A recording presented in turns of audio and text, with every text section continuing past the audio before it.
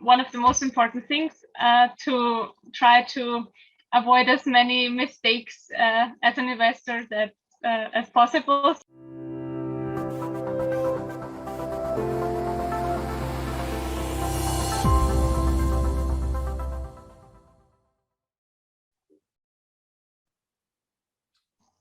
What are the 7 investing mistakes that could cost you big? I brought with me again Manuela tonight to shed some light on a very important topic. So, hi, Manuela. Hello. And you brought forth that, hey, we should talk about this. And yeah, I agree. And let's look into how can people make sure they start creating an additional income stream in a way that is, that's going to serve them from the very beginning. So people can, that you who listen can make the shift so life and business start to serve you instead of controlling you. And investing is a great way to actually get an additional income stream, because it's all about shifting the focus from, how do we bring in more money to how do we bring in assets. And this topic that you want to bring up today, Manuela, what is the importance of this for you? I mean, it's one of the most important things to try to avoid as many mistakes as an investor as possible. So I thought it would be great to talk about 7 of the main mistakes we can make. So it will help a lot of our viewers. And before you dig into it, first, it just reminds me of, I think it was Warren Buffett who said it, that the most important thing we can do as investors is to protect our money, to protect our assets. Yes, that's true.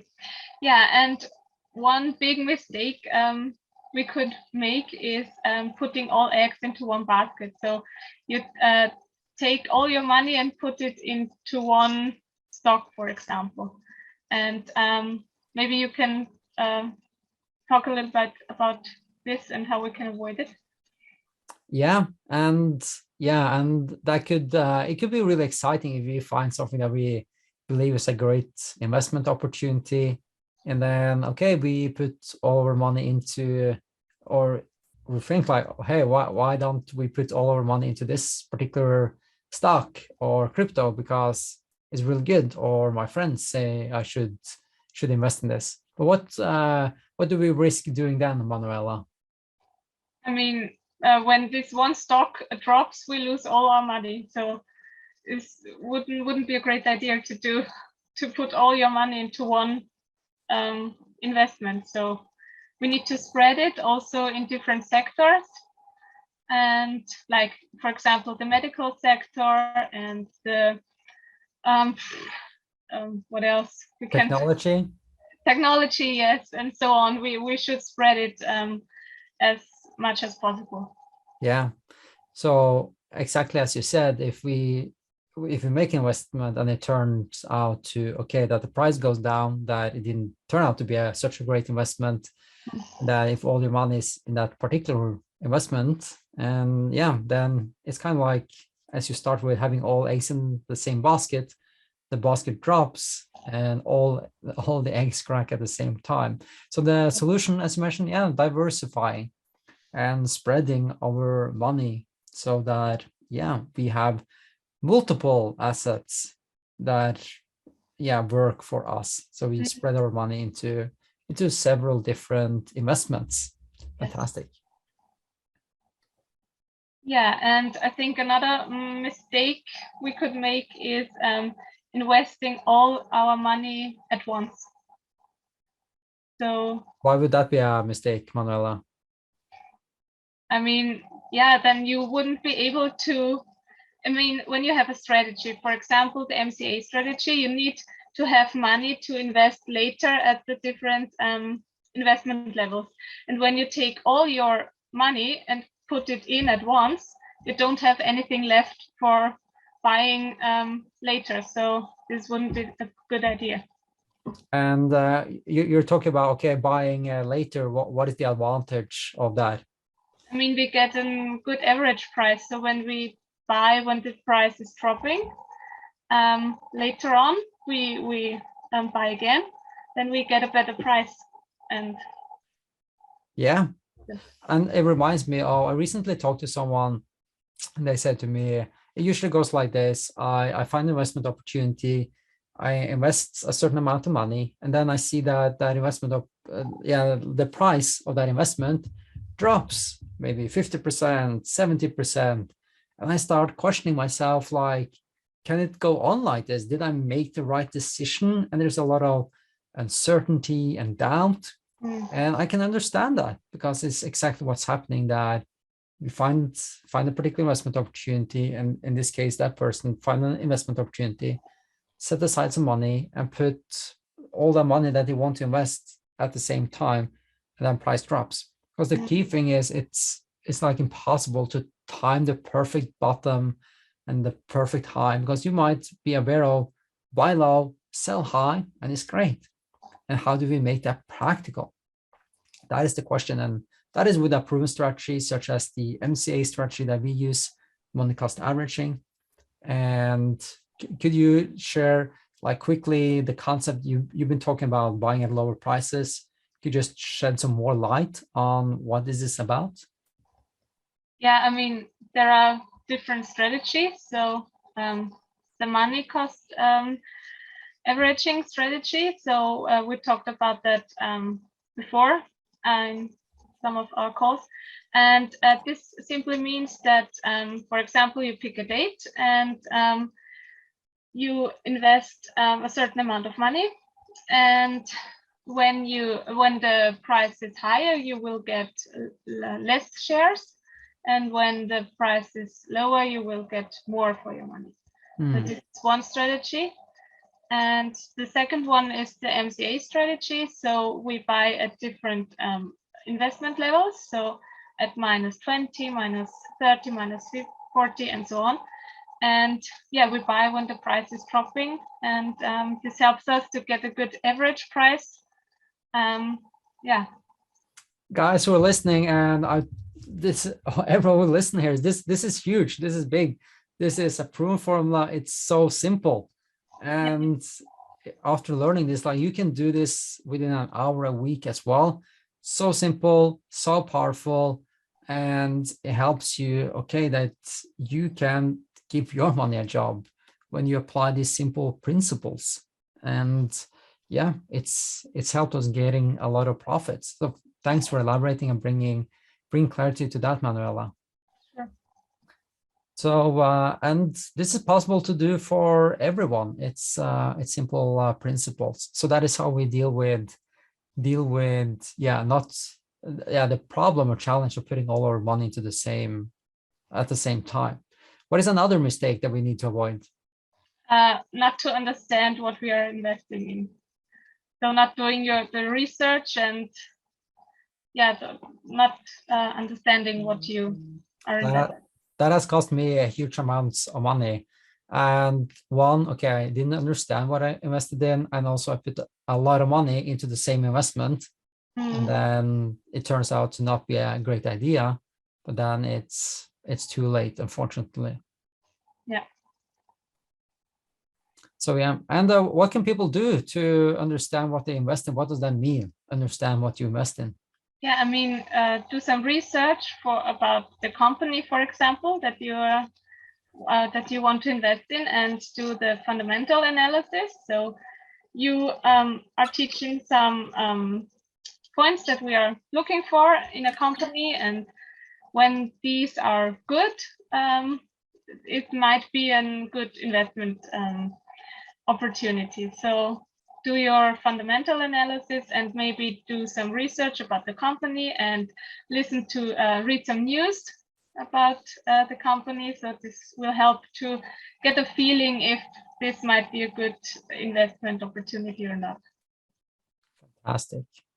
And yeah, that is that brings us to, because earlier in the call you talked about investing in, for example, different sectors. So that is companies that have different business, basically, and understanding what is this particular company doing. And fantastic. Another mistake that we should avoid? Paying high fees. what could be the impact of that if we pay high fees? Yeah, I mean, you lose a little bit of your money. So, but over time that could accumulate to a lot of money. And it reminds me of a simple case. It's probably best described through a story. And for example, I have a mortgage, and okay, we all on the mortgage, there's a certain interest rate. And mine was at a particular time, not so long ago, it was 1.69%. And I called the bank and I got, or I think I even switched bank because I got it down by 0.4% down to 1.29. So yeah, I got it lowered by 0.4%. And what is that? 0.4%? Hello, does that really matter? And then when you look at what is the difference in how much interest I pay over the entire period of the loan, then it's huge. It's actually going to save me, about 1,000 euro each year. wow.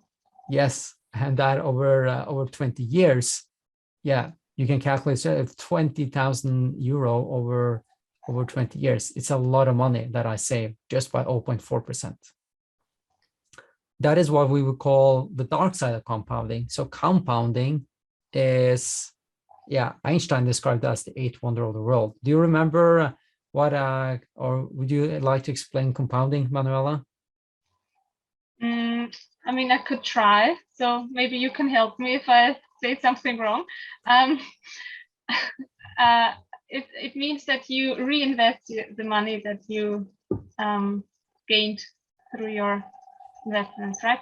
Now, what is the benefit of that? If you add more money and you reinvest your profits, what's going to happen to your returns? I mean, they will increase. Yeah, and they will grow exponentially. Yeah. And Einstein described it as the eighth wonder of the world. And he who understands it, he earns it. He who doesn't pays it. And that is the key. And it explains why any kind of investment opportunity is such a great idea. Because when you actually reinvest your profits, you're gonna get compounding. Your profits gonna grow exponentially because you get more and more money working for you. And with my mortgage, that's what we call the dark side of compounding. When someone will take a small cut all the time, it's like the bank does. It takes a small cut, it takes some interest of you every month, and by paying that, it eats a big chunk of like your value every month. So the less, like the small you can make that as possible, the better for you. And that is the dark side of compounding, and it's huge, as I hope you understand by just the effect I had by renegotiating the interest on my loan. It is huge. So yeah, not understanding this could cost you a lot.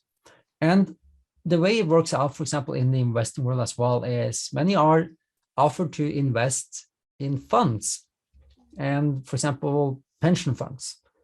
Have you ever been offered to invest in a pension fund? Yeah. And if those are what we call like actively managed funds, or known as mutual funds, then there are usually very high fees. But it also goes for many funds that are known as exchange traded funds. So you can go to an exchange, and a fund is basically a collection of stocks put into one investment that you can make. So it kind of like you go into a flower shop, and okay, you could buy individual flowers. Cool, you pick them yourself. That's like picking individual stocks, and then you just pay for those flowers. However, you could also find a bouquet and someone done the work for you, picking the flowers, and they done some work. They like kind of managed it for you, prepared it for you, and then you just buy a finished bouquet. There's a premium to that. And especially as well, if you want to have those fresh flowers maintained at home, and have the item delivered, you got to pay for that on an ongoing basis. And that bouquet is like the fund. And for many funds, there is like a hidden ongoing cost. And that is the dark side of compounding, that they will eat a big chunk of your profits all the time. Even though very small fees, like 0 point something, as I explained, can take away a lot of profits. So being aware of this, paying high fees, a game changer, game changer. True. Yeah, another mistake we can make is being greedy and never accepting profit. Being greedy. Like sitting in the sofa from TV and eating a lot of snacks or sweets. No, it means that you don't want to sell because you think, maybe it will get higher, it could get higher, and you never sell, and then maybe you lose more money. Okay, so you're talking about if you already invested and Yes. you see you have profits, and then what should we do if you have profits? Yeah, we should set stop losses as well. So. And for those who never heard about that, what does that mean? It means that you in the program that you are using, you can set a level where you want to sell when the price drops. So it will sell automatically when the price reaches this level. But if you are in profits, why not just sell immediately? Yeah, you can do this as well. So yeah.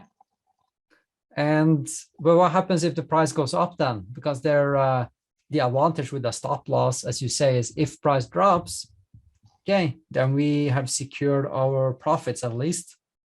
But we also want to make sure that we don't cut our profits short, because we got to let our profits run. And that is the power of stop loss, because if price gone up, you're in profits.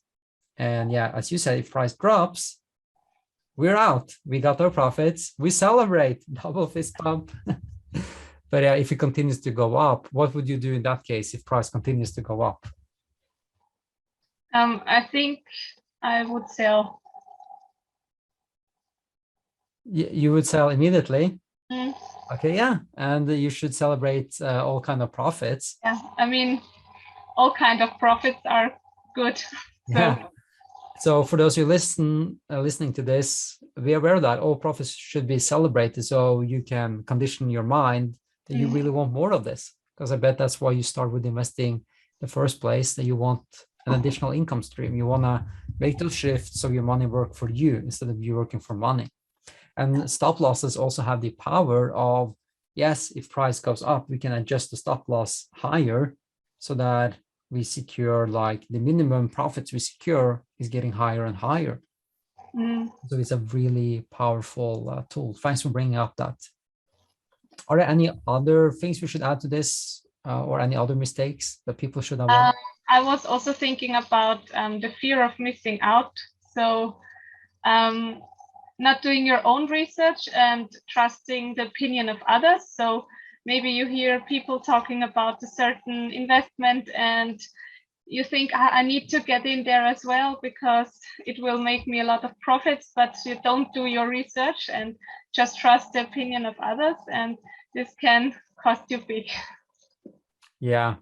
And I think these days, for example, in chat applications such as Telegram or other platforms, I'm just suddenly in a group about investing, big profits, etc. But I have no idea who's behind this. I have no idea what you're doing. I have no idea what they invest in, etc. Yeah. And I don't like that, just being invited or forced into something. So yeah, we would definitely need to understand that, and yeah, not let those emotions kick in. Fantastic. Anything else to add? Yeah, one thing I was also thinking about, but we already talked about that. So setting your stop losses and secure your profits is another mistake that you, that's another thing you need to do in order to secure. Yeah. Secure profit, that's huge. So could we do a quick recap, Manuela?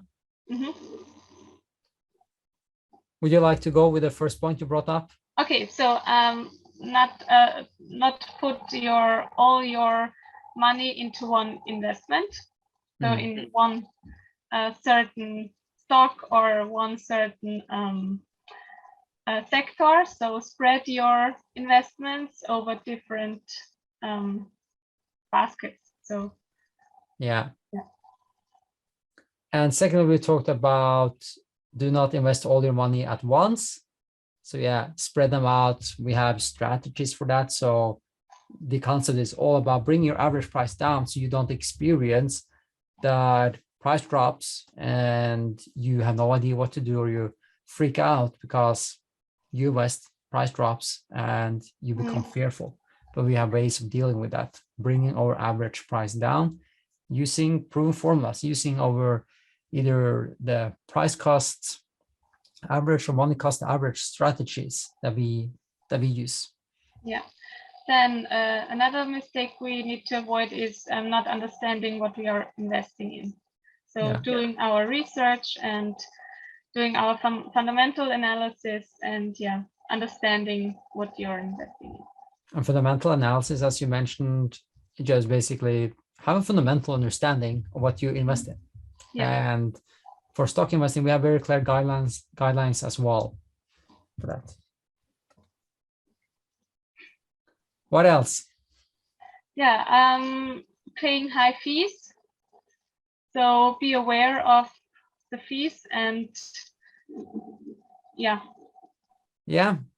if the fees are unknown to you, or it might even be known to you, but be aware of the fees you pay so they don't accumulate, that they don't add up to a huge amount of money.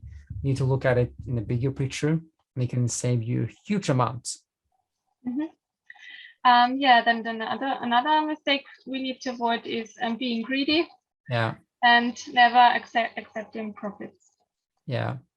So we need to secure our profits. A great tool to secure profits, minimum profits, is something called stop loss. So if you're in profits, price drops, we can get out with profits. Yes. And another thing is the fear of missing out. So don't trust the opinion of others. So do your own research and don't let your emotions kick in and don't get overexcited and invest without understanding what you invest in. Yes. Fantastic. And the last one was not setting stop losses to secure your profits. So secure your profits and what has been the result for you of applying these principles? It helped me to get some kind of security, and knowing what to avoid helps you to make good decisions and follow your strategy. Fantastic. So getting you that certainty, that safety, that's fantastic. Well, thanks for joining today and bringing up this important topic. Really awesome. And let us know, what was your biggest key takeaway? And if you want to start making the shifts so that life and business serves you instead of controlling you, let us know. We're happy to connect with you, see how we can close the gap from where we are right now to where we want to be. And that happens at catchingsecrets.com. Register, click through, and book your free breakthrough call. And we're looking forward to talking to you. Manuela, let's do our catching move, and we'll talk again soon. Catching. Awesome. Take care. Bye.